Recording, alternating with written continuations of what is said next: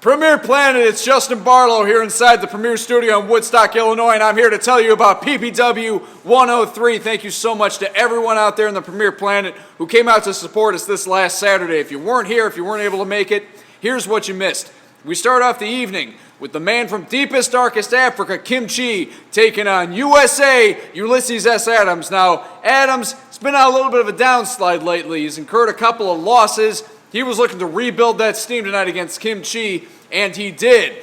But as Adams drops the leg, Kim Chi kicks out, and Adams is forced to rethink his strategy. So what does Adams do? He gets creative, puts Kim Chi in a sleeper hold, and that was enough to put Kim Chi out. Ulysses S. Adams is your winner by submission.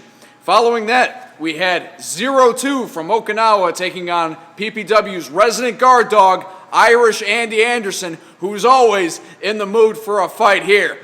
Now 0-2, he couldn't quite get accustomed to Andy's eccentric in-ring style, and Andy was able to put 0-2 away with a splash off the second rope. Following that, it was our much-anticipated triple threat #1 contenders match. If you remember last week, it was Ronnie Metro who interfered in the main event in the #1 contenders match between Matt Vine and Iniestra, and Ronnie Metro was put in this match against Vine and Iniestra to determine who the new #1 contender was going to be. Now, Vine and Iniestra, these guys have been getting along pretty well lately, and they put that to use tonight. They spent most of their time trying to keep Ronnie out of the match so the two of them could face each other one-on-one and resolve what they didn't have a chance to get resolved last week. But Ronnie Metro, somehow, someway, he pulls a rabbit out of a hat. Vine and Iniestra get him up and over in a double suplex, and somehow Ronnie manages to wrap both their legs in his, and Ronnie gets the 1-2-3 and becomes the new #1 contender for the PPW World Heavyweight Championship. But in typical Ronnie Metro fashion, he wasn't willing to leave well enough alone. He wanted to put the exclamation mark on his victory.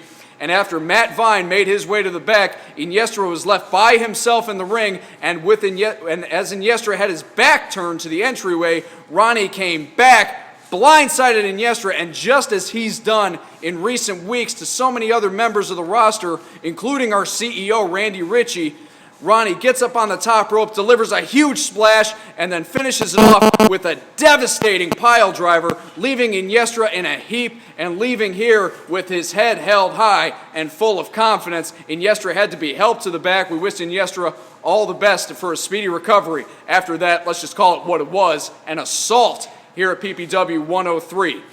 Following that, we saw the rather eccentric and fun-loving Texas Pete take on 0-1. Now, 0-1, well, he tried to rain on Pete's party early on, but Pete wasn't going to have that, and he set out to not only beat, but to embarrass 0-1 by making him dance, a.k.a. stepping on his foot and making him hop around in the ring, along with a bunch of other goofy stuff. And 0-1, he came close a couple of times, but that veteran instinct and, again, that eccentric style of Texas Pete, that carried the day, and Texas Pete was your winner via pinfall in that one. And our main event, a return match from last week. If you remember, last week, Chase Gosling saved his title by kicking Scott Colton in the, as Colton termed it, coin purse. So these two went at it again here at PPW 103, and Colton, never willing to give an inch, like a vicious little chihuahua, just went at the champ Chase Gosling.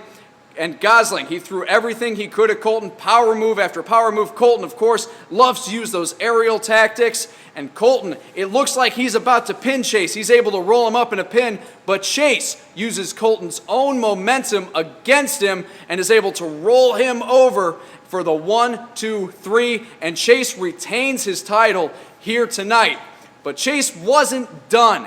Chase wanted to put Colton out of action, and he starts assaulting the former champ in the middle of the ring, and that's when Ronnie Metro, the new #1 contender, comes out, and he gets in Chase's face, and for a moment, for a brief, fleeting moment, it looks like Ronnie may have turned over a new leaf, but not to be. He turned around, and just as he had done to Iniestra earlier in the evening, gives Colton a huge pile driver.